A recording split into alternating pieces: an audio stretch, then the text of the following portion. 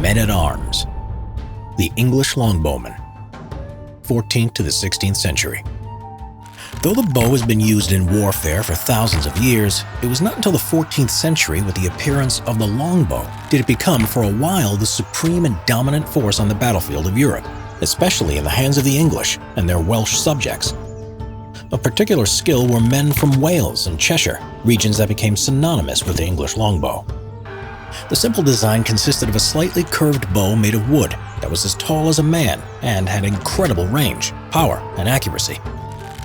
To use it took practice and skill, as well as great strength, as the bowstring had to be pulled back over 30 inches when firing it. They were made from a single piece of yew tree branch. It took months or even years to produce one, as it had to be dried and then worked into the correct shape slowly over time. Cheaper versions of the longbow were also crafted, but were made from inferior materials and were therefore much faster to construct. But they tended to quickly distort, which caused them to become inaccurate, and they swiftly broke apart. Most of the time, English archers were not operating as a soldier, so they used their longbows to hunt with and provide food for their family. Most saw it as a wise investment to buy the best quality longbow that they could find. The longbow needed extensive training to use, and this was part of the reason it was not widely adopted across Europe. But England recognized the true value of the weapon, passing laws encouraging regular archery practice, and even put in place taxation to help with the funding of the special wood needed to make them. To show the importance the English placed on the military value of the longbow, at its peak during the medieval era, it was typical that an English army would be made up of over half its number in longbowmen. The longbow was accurate up to about 250 feet, but in good conditions and fired by experienced archers, an arrow could reach a range of nearly 1,000 feet. Though accuracy was only effective if fired en masse at these kinds of distances. When used in a large formation of rank upon rank of longbowmen, they could be a devastating and effective force, as proved at Crécy in 1346 and again at Agincourt in 1415, where both times the English heavily defeated the French by firing massive volleys of arrows in coordinated unison. It was found that the best tactic suited to using these kinds of archers was to deploy them in large groups and use them like artillery, pounding the advancing enemy with wave after wave of arrows raining down on them from high above.